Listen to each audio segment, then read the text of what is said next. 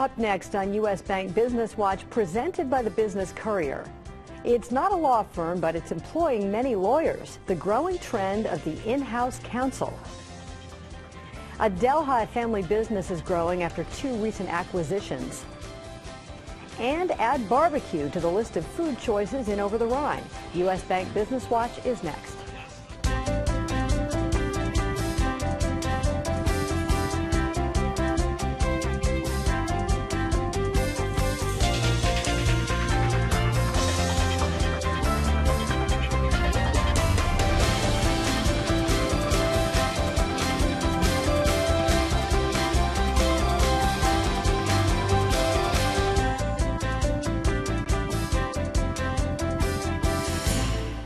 Good morning and welcome to U.S. Bank Business Watch. I'm Peg Rasconi.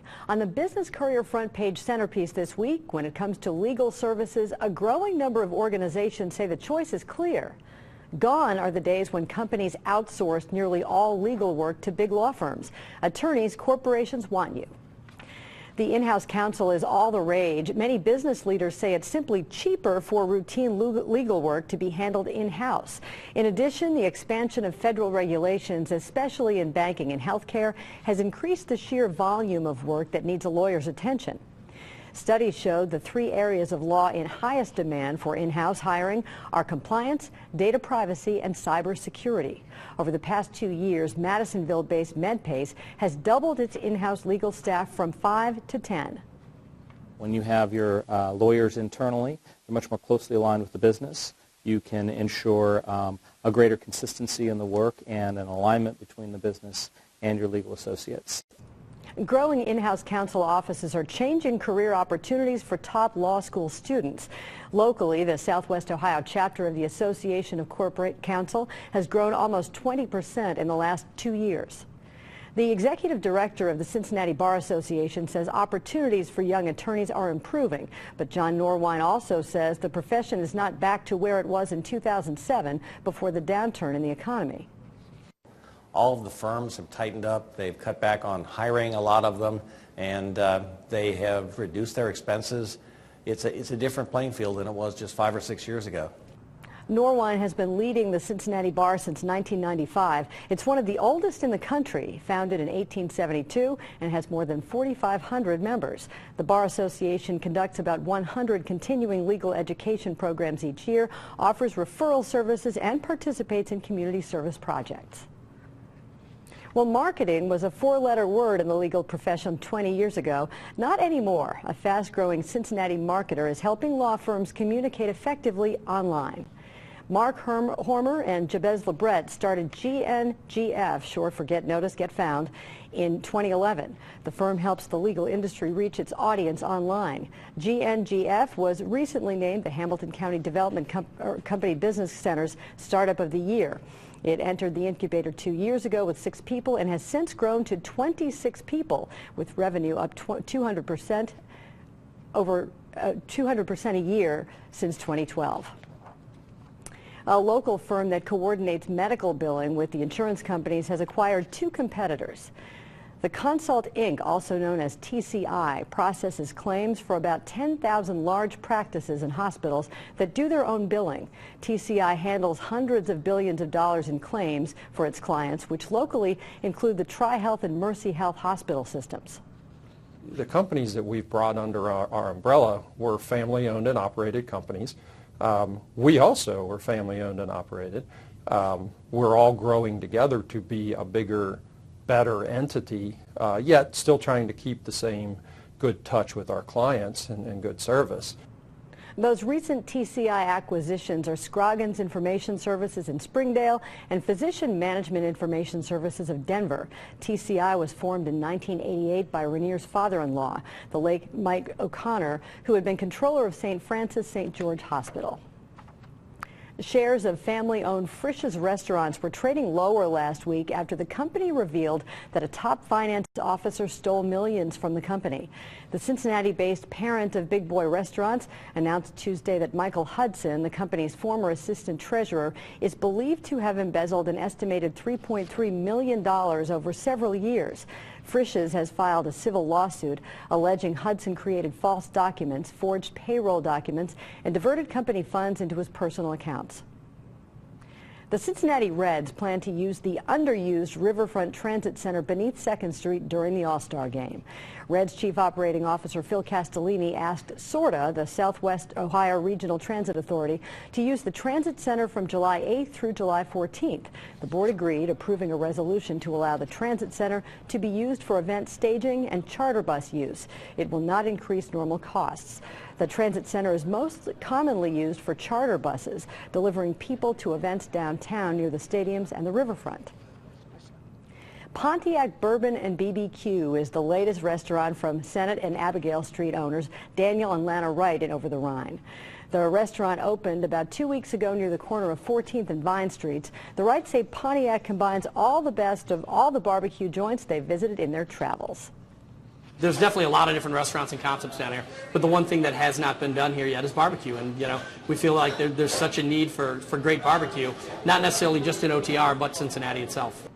The restaurant also serves Carolina pulled pork, Texas brisket, and Kansas City ribs. For a taste-tempting slideshow, be sure to visit the Business Courier website. So how are your stocks doing? Some local investment experts are taking part in the Business Courier's annual stock picking contest. Each contestant picks a portfolio of up to 5 stocks at the beginning of the year. At least one has to be local. The results are based on 2015 total return, including dividends, for the entire portfolio. So what are they picking? Business Courier reporter Steve Watkins is coordinating the contest and joins editor Rob Dahmeyer in the studio to give us some of the insight. Guys? Thanks, Peg, and Steve, thanks for being here. Sure.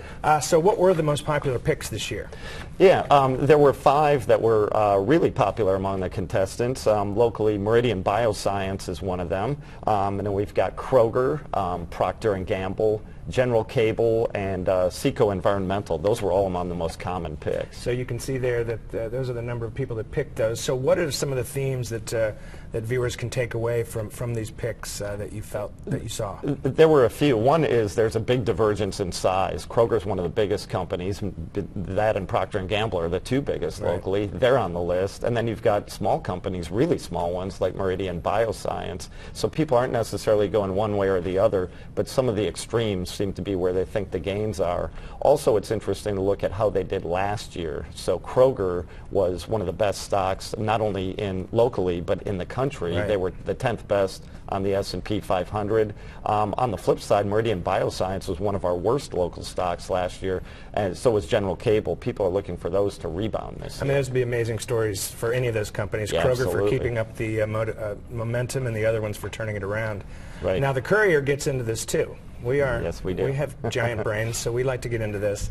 Walk us through a little bit about how the Courier has done and how that works. Sure. Yeah. Well, the Courier's picks, not to toot our own horn, but the Courier's picks have done really well over the life of the contest.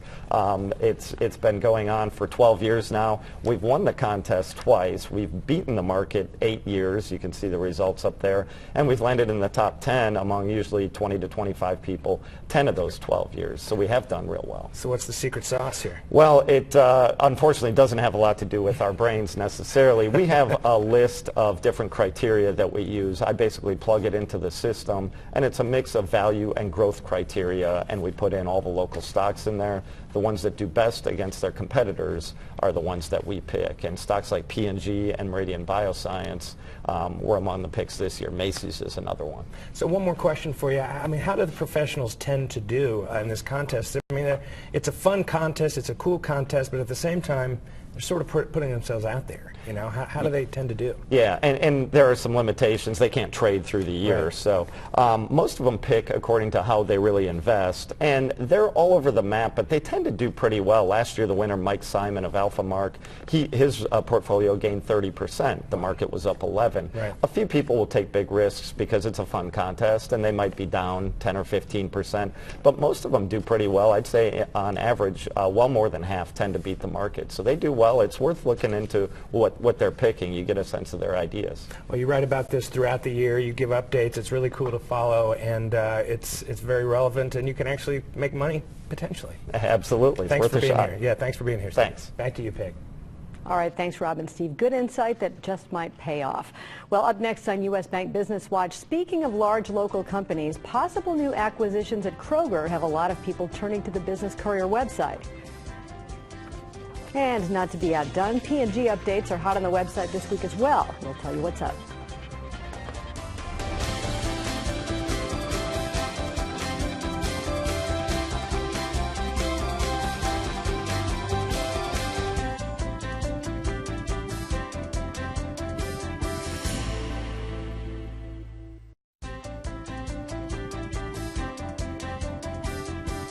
Some news now that's getting a lot of attention on the Business Courier website and social media sites.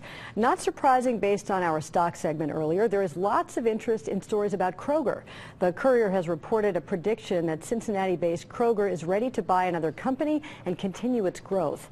Some industry observers are predicting Kroger will move into the Florida market with the purchase of Bi-Lo Holdings, which owns and operates more than 800 Bi-Lo and Winn-Dixie stores in 8 states. A report that data analytics firm dunnhumby is on the selling block has analysts wondering if Kroger might be a logical buyer. dunnhumby's U.S. unit is already a 50-50 joint venture with Kroger. That begs the question of whether Kroger would aim to buy the whole data analytics company. dunnhumby reportedly generated $1 billion in annual sales in 2012. Orchids at Palm Court in the Cincinnati Netherland Plaza has been awarded a prestigious ranking by the American Automobile Association. AAA awarded Ohio's only 5 Diamond Award to Orchids. Only 63 restaurants in North America have received the 5 Diamond rating in 2015. Cincinnati-based Procter & Gamble filed a lawsuit against 4 former employees of its Gillette subsidiary, claiming they shared trade secrets with a competitor. The suit alleges that the former employees breached confidentiality contracts with Gillette after being hired or retained as consultants by ShaveLogic, a Dallas-based company. And there's speculation about a new front-runner to replace A.G. Lafley as CEO of Procter & Gamble. An internal announcement sent to P&G employees announced that David Taylor, current group president of Global Health and Grooming, would add the beauty business to his responsibilities. The change puts Taylor in charge of 2 of P&G's 4 business units, which could mean he is next in line to lead the whole company as CEO.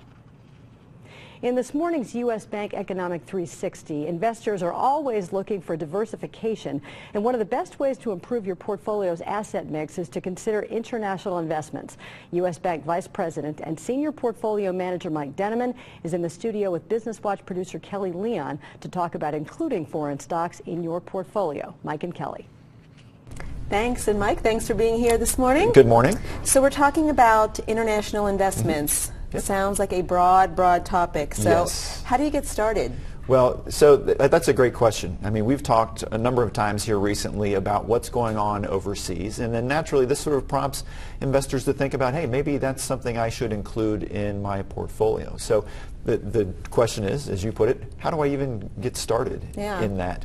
And like anything else, there's a hard way to do it, and then there are easier ways. And the good news is that the easier ways have been getting even easier in recent years. So there's a lot of options out there for the average investor. So I think once you have an idea of what you want to do, there's plenty of opportunity to get it done. So let's talk about those options. Sure. We broadly think about investing overseas in 2 different types, if you will, direct and indirect. Okay. So when we talk about direct investing, that would be where you buy the shares of a specific company. So the hard way would be to register on a foreign exchange, go through all the legal hurdles to get that set up. You want to avoid that, obviously. So the easy way is that many large multinational foreign-based companies will sponsor a version of their shares on an American exchange. They're called American Depository Receipts, or ADRs. And most of the large, as I said, international corporations will do it. We're talking Toyota or a Nestle. So very easy to go just to the New York Stock Exchange and buy in your regular portfolio shares of these large companies. The downside, though, of course, is if you're wanting to invest in a startup company from India, Yeah. you're not going to be able to find an ADR to take care of that. So that's where the indirect would come in. Okay, so talk about indirect. Right. So that's kind of a euphemism for a mutual fund, Okay. if you will. Okay. Uh-huh. And international stock mutual funds have been around for decades. It's nothing new. But 20 or 25 years ago, the mutual funds that you would typically come across were very broad in base. They had very many companies from very many countries in very many regions. So it was kind of a one-size-fits-all type approach, which still has use today. You can find a lot of those broad-based funds, and they have a lot of utility in an average portfolio. But there have been a lot of innovations in mutual funds and exchange-traded funds in recent years, and what this has done is really opened the door to specialize your portfolio. So now instead of this one-size-fits-all, you can find funds that focus on specific countries, specific industries in specific countries, different regions, different continents. So anything that you can dream up in your portfolio, be it developed markets, developing markets, or a combination thereof, there are so many options out there that if you have an idea of something that you would like to invest in internationally, odds are you're going to be able to find something to fit that bill, no matter how narrow that focus might seem. So again, these are the easy ways. There are so many options out there. Yeah. Whether you're focusing on the Procter & Gamble of the world, or you want something as narrow as, hey, a startup in India, you can find something out there that's going to be able to give you that exposure. Still sounds like a pretty broad topic to me, but it sounds like if you can narrow it down and do a little research. Sure. And I'm sure U.S. Bank could help with that. Absolutely. Yeah. Well, thanks, Mike. Interesting topic, and we appreciate you, and we appreciate U.S. Bank. Thanks, Kelly. Back to you. All right, thanks, Kelly and Mike. Well, still to come on U.S. Bank Business Watch, a new Business Courier feature that introduces you to some of the personalities behind the stories. The wonderful world of technology is first up. And congratulations to Ed Curisman, a principal and portfolio manager at Madison Wealth Management, another 40 under 40 honoree.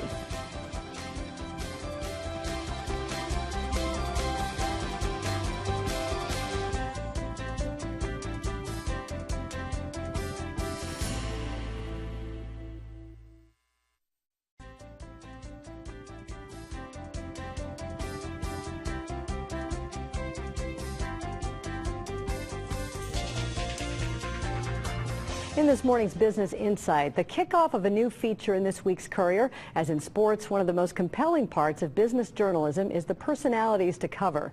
In a new monthly section called People to Know, the Business Courier will take a look at some of the most important industries in Cincinnati and highlight 20 key players. First up, technology. Joining us this morning are David Wilbrand, partner at Thompson Hine and chair of the Early Stage and Emerging Company Practice, and Bob Coy, president and CEO of Cincy Tech. Both are featured in that special section, and they're with Business Watch producer Kelly Leon in the studio. Guys. Thanks, Peg. David, Bob, thanks for being here. Thank you. So you guys are not techies. No.